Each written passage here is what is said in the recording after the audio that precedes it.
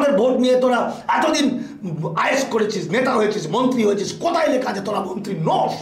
টেনে চুলে মুঠে ধরে নামান, ঘর থেকে বের করে নিয়ে আসুন। সিএ সম্পর্কে যা বলেছিল সব মিথ্যা মিথ্যা মিথ্যা। যারা বিজেপি RSS এর নাম করে জয় শ্রীরাম করে আপনাকে, আপনার আত্মীয়কে ঘৃণা করছে, হত্যা করছে, মুসলিম ভাইদের খুন করছে, আপনারা চুন চুন করে তাদের এবার হিসেব করে নেবেন না। সিএ আইন সম্পর্কে মানুষ যেটা শুনেছিল, যেটা জেনেছিল, কলকাতা শহরের বুদ্ধিজীবী মহল, বিভিন্ন গণসংগঠন এবং রাজনৈতিক নেতারা যেটা বলেছিল সেটা হচ্ছে সিএতে হিন্দুদের নাগরিকত্ব দেওয়া হবে, মুসলমানদের দেওয়া হবে না।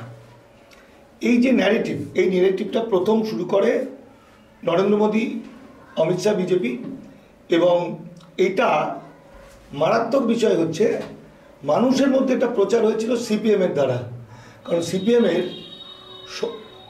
প্রাক্তন এমপি শ্রমিক লাহিড়ী সে এনআরসি নামে একটা বই লিখেছিল, আমি বিজে যাচ্ছি। সেই বইটা তখন রুল ছিল, সিএ বি ক্যাব ছিল। তো সেখানে তিনি লিখেছিলেন যে সিএ বিটা যখন সিএএ হয়ে যাবে তখন উদ্বাস্তুরা শরণার্থী হয়ে যাবে, 5 বছর পর তারা নাগরিকত্ব পাবে। অর্থাৎ 2003 সালে যে নাগরিকত্ব আইন বা সিএ, সেই আইনে বলা হয়েছিল যে 1948 সালের 19 জুলাই পরে যারা এসছে, যারা সিটিজেনশিপ সার্টিফিকেট পায়নি, তারা অবৈধ অনুপ্রবেশকারী ভারতবর্ষে, তারা কোনো মতে নাগরিকত্বের আবেদন করতে পারবে না, তাদের ছেলেমেয়েরা কোনোদিন নাগরিকত্ব পাবে না। আর এইটা বলার পরে যখন সিপিএমের মতো পার্টি বা সেটা থেকে সব গণসংগঠনগুলো বলছে যে সিএর মাধ্যমে এই অবৈধ অনুপ্রবেশকারীরা বৈধ হয়ে গেছে, তাদের অনুপ্রবেশকারী তকমা মুছে গেছে, যেমন সুকৃতি রঞ্জন বিশ্বাস এখনও বলছেন, সুজন চক্রবর্তী এখনও বলছেন, তার মানে তারা বৈধ হয়ে গেছে। তো এই বৈধ হয়ে গেছে মানুষ যেন আমি বৈধ হয়ে গেছি, তাহলে অন্তত সিএতে আমি নাগরিকত্ব না পেলেও আমার ভয় নেই, কারণ নাগরিকত্ব তো আমি ছিলাম না। যারা ওপার বাংলা থেকে এসছেন তারা মনে করছে আমি তো নাগরিক ছিলাম না আইনত, তো সুতরাং আমার তো কোনো ভয় নেই। এবং তারা কী করলো, তারা নাগরিকত্বের আবেদন করবে, নাগরিকত্ব পাক না পাক, এই ন্যারেটিভের ফলে বহু মানুষ আশা করেছিল যে সিএ বুঝি উদ্বাস্তুদের নাগরিকত্ব দেওয়ার জন্য। তো একমাত্র দামাল বাংলা, যেটা আমরা বারবার বলেছি যে এটা টোটাল মিথ্যা কথা, সিএ আইনে কোথাও এরকম লেখা নেই। এটা 31,313 জন যারা 2014 31শে ডিসেম্বরের আগে পাসপোর্ট অ্যাক্ট বা ফরেন অ্যাক্টে ছাড় পেয়েছে, সেই মানুষগুলোর জন্য, সেই মানুষের সংখ্যা 31,313 জন ভারত সরকার। তো আমরা দামাল বাংলার পক্ষ থেকে গোটা 3-4 বছর ধরে লাগাতার প্রচার করেছি। ফলে কি হয়েছে, যারা শুনে অভ্যস্ত হয়ে গেছে তারা কিন্তু সুইসাইড করবে না, তারা বিপদটা জেনে গেছে, শুনে কানে অভ্যস্ত, তারা লড়াই করবে। অর্থাৎ তাদের মধ্যে যে বিষয়টা এসে গেছে সেটা হচ্ছে, ঠিক আছে দেখি তো কত বড় হিম্মত, কার বাপের কত বড় হিম্মত আছে, আমাকে তুই বেনাগরিক করবি, যারা আমরা বাঙালি যারা ভারতকে স্বাধীন করেছি তাদের বেনাগরিক করবি। বলে এই মানুষগুলোর কিন্তু কোনো বিপদ নেই। হোয়ারাস যারা সিপিএমের কথা বিশ্বাস করেছে, যারা RSSের বিজেপির কথা বিশ্বাস করেছে, সেই মানুষগুলো যখন তারা তো একটা ঘোরের মধ্যে আছে, নাগরিকত্ব পাচ্ছি, নাগরিকত্ব খায় না মাকে, সেটা তার সাবজেক্ট নয়। তা যদি জানতো তাহলে এই 37 বছরের ছেলের মধ্যে এফেক্ট হতো না। ফলে হঠাৎ করে তারা শুনছে যে এই সিএটা টোটাল মিথ্যা কথা, এই সিএর যে রুল, এই সিএর রুল অনুযায়ী কেউ আবেদন করলে এরা চিরকালের জন্য দাস শ্রমিক হয়ে যাবে। যে কারণে দেখুন, আমি এই যে আমার বইটার ভিতরে লিখে দিয়েছি সিএতে আবেদন করলেই খতম। তার কারণ হচ্ছে সে তো যখন লিখছে আমি বেনাগরিক, আমাকে নাগরিকত্ব দেওয়া হোক, যখনই নাগরিকত্ব দেওয়া হোক বলবে তখনই সে বেনাগরিক হয়ে যাবে। এই যে সিপিএমের বিখ্যাত ভয়ঙ্কর বই, যেটা মানুষকে মিথ্যা ন্যারেটিভ ছড়িয়ে দিয়েছে।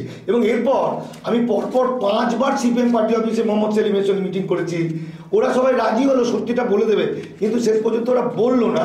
ফলে এর মৃত্যুর জন্য দায়ী সিপিএম, পশ্চিমবঙ্গের গণসংগঠনের বড় বড় সংগঠন, বড় বড় দাদারা, এবং সর্বোপরি অমিত শাহ, নরেন্দ্র মোদী এবং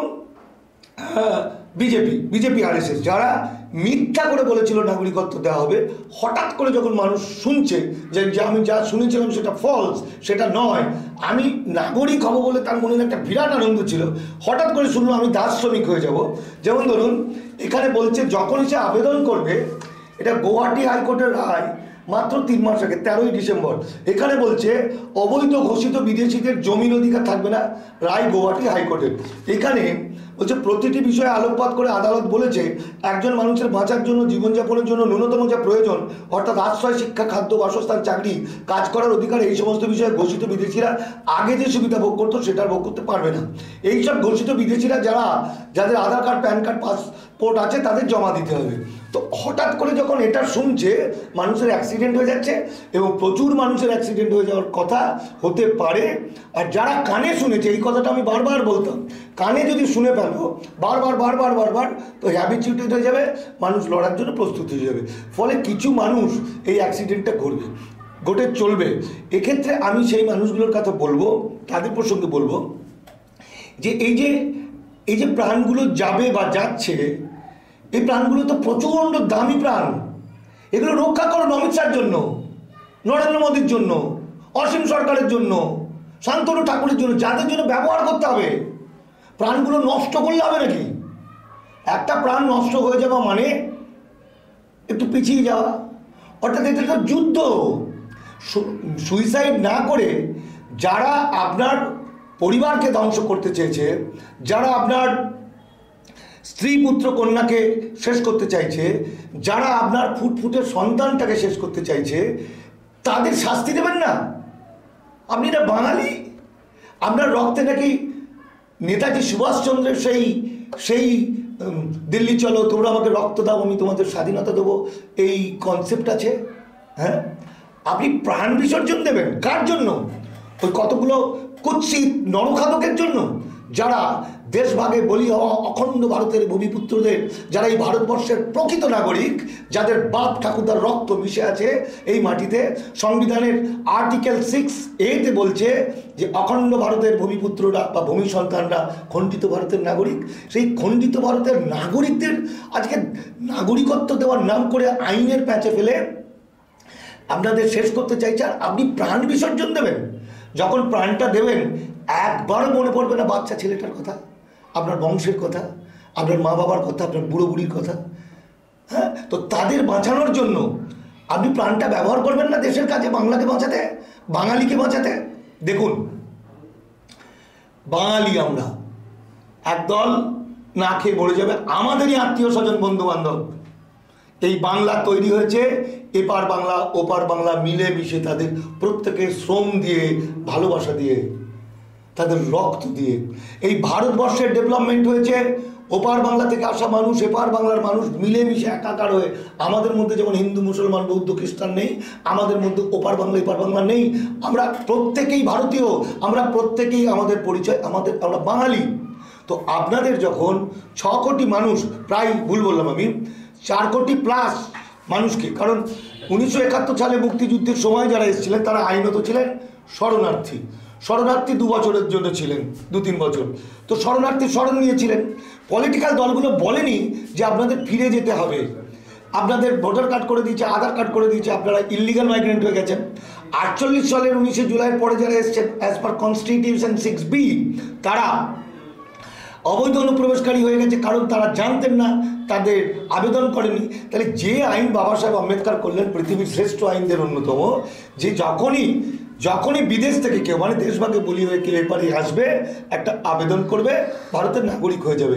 কিন্তু সেই সময় নাগরিক হওয়া খুব সহজ ছিল। কিন্তু এই ব্রাহ্মণ্যবাদী শয়তান মনুবাদী দল, আমি কিন্তু ব্রাহ্মণ মানেই খারাপ বলছি না, আমি বলছি ব্রাহ্মণ্যবাদ একটা ভয়ঙ্কর ইজম। তারা কী করলো? কাউকে বললো না, আজকে 76 বছর পরে বলছে 48 সালের আগের দলিল চাই, আপনারা হিসেবটা নেবেন না। চুন চুন করে, যেমন ওরা বলছে যে চুন চুন করে উদ্বাস্তুদের ধরবো, আপনারা চুন চুন করে অমিত শাহদের চিনে নেবেন না। আপনারা চুন চুন করে যারা বিজেপি আরএসএস এর নাম করে জয় শ্রীরাম করে আপনাকে, আপনার আত্মীয়কে ঘৃণা করছে, হত্যা করছে, মুসলিম ভাইদের খুন করছে, আপনারা চুন চুন করে তাদের এবার হিসেব করে নেবেন না।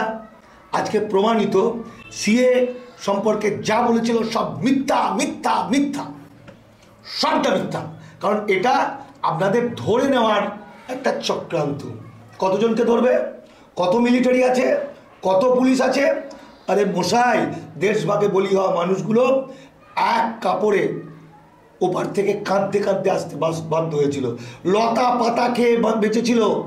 তারপরে আজকে তিল তিল তিল তিল করে তারা মানুষের মতো একটু বেঁচেছে, একটু ব্যবসা বাণিজ্য করছে, রোজগার করছে। আর আজকে তুমি তাদের, হে ভারত সরকার, তুমি তাদের দাস বানাবে, তাদের সস্তা শ্রমিক বানাবে। তো আপনারা যারা আপনাদের বেনাগরিক করতে চাইছে, আপনারা যদি সবাই একসঙ্গে জড়ো হয়ে লাখ লাখ, এই যে 4 কোটি 5 কোটি মানুষের মধ্যে অন্তত 50 লাখ মানুষ যদি এসে একদিন একটা বাতকম্য করবো বলেন, তো কী হতে পারে? উড়ে চলে যাবে, ভ্যানিশ হয়ে যাবে। সুতরাং প্রাণ সংগ্রহ করে রাখতে হবে। এটা কিন্তু একটা ভয়াবহ যুদ্ধ। এমন একটা দিন আসতে চলেছে, আগামী দিন মানে একদম বেশি দিন নেই। কারণ ভোটের পর আধার কার্ড, প্যান কার্ড বহু লোকের বাতিল করে দেবে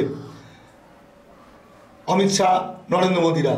এবং আপনারা যেখানে যত টাকা পয়সা আছে, যতটুকু পারেন 2-3 বছরের জন্য সংগ্রহ করে রাখুন।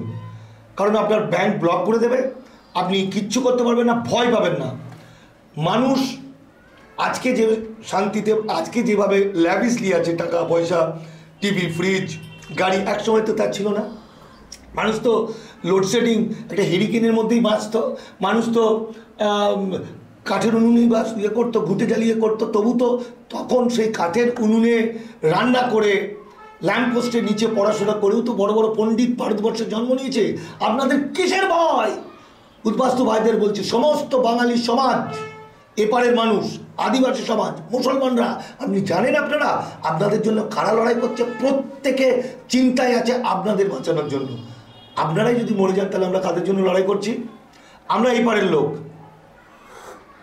আমরা যদি শুনি যে আপনারা ভয় পাচ্ছেন, পায়খানা করে ফেলছেন ভয়ে, আপনারা টেনশনে মরে যাচ্ছেন, রোগ বাঁধিয়ে বসেছেন, তাহলে আমরা লড়বো কেন আপনাদের জন্য? এই ভীতু ডরপোক যারা, তাদের জন্য আমরা লড়াই করব। আমরা লড়াই করব বাঘের বাচ্চার জন্য।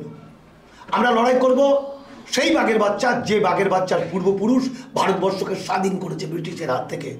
সুতরাং মৃত্যু কোনো সমাধান হতে পারে না।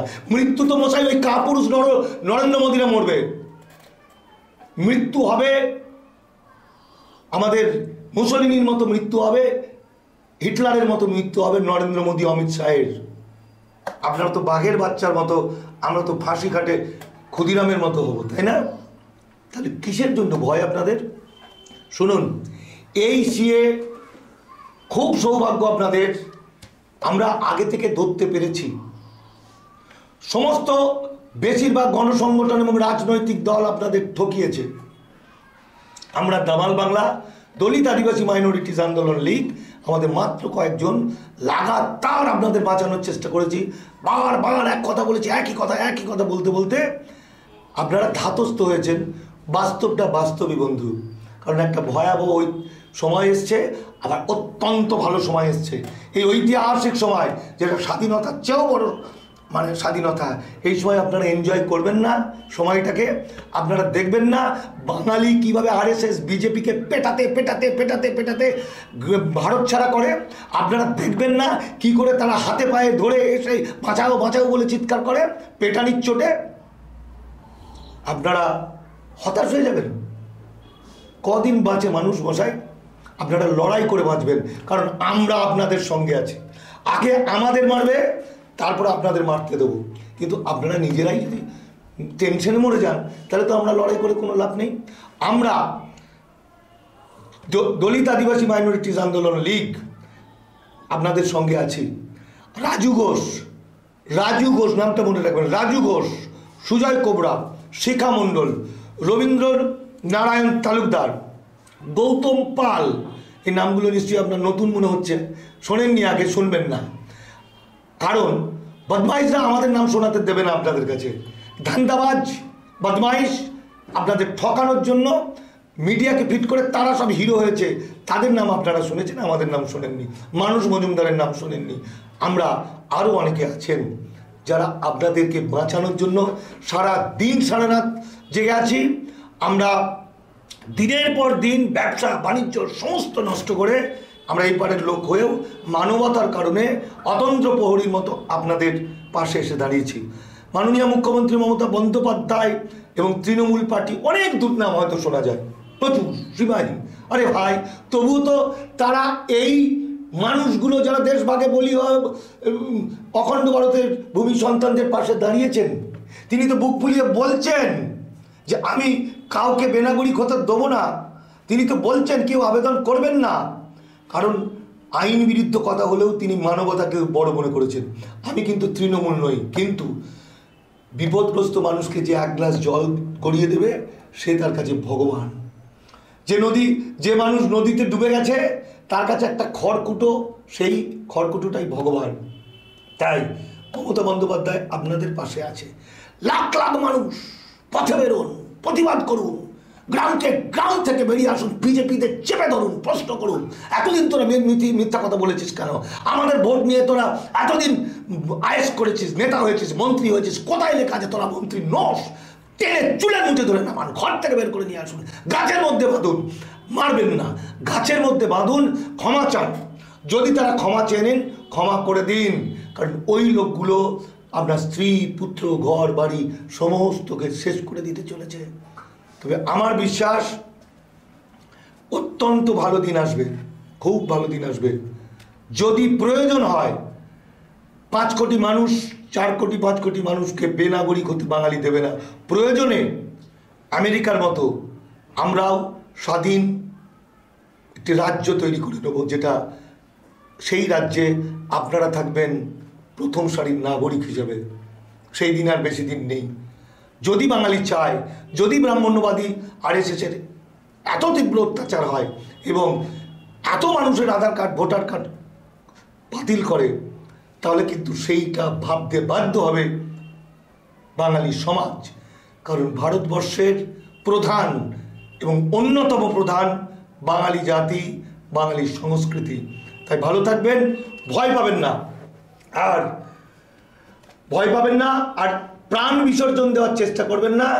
যদি আপনারা মনে করেন প্রাণটা বিসর্জন দিতে চান, আমাদেরকে বলবেন, আপনার নাম ঠিকানাটা দেবেন, আপনার প্রাণটাকে আমরা প্রিজার্ভ করে রাখবো ওই কদিন। তারপরে আপনাদের স্ত্রী, পুত্র, কন্যাকে, বাঙালিকে বাঁচানোর জন্য আপনার প্রাণটাকে ব্যবহার করব। ঠিক আছে? শুধু প্রাণ নষ্ট করবেন না। আবার মা বাবা কষ্ট করে আপনাকে মানুষ করেছে, সে কাঁদতে তারাই মরে যাবে এবং তারপরে আপনার বডিটা নিয়ে গিয়ে পুড়িয়ে দিয়ে ফেলে দেওয়া হবে। তার চেয়ে মশাই দেশের জন্য প্রাণ ব্যবহার করুন, বাঙালি জাতির জন্য প্রাণ ব্যবহার করুন। নমস্কার, ভালো থাকবেন।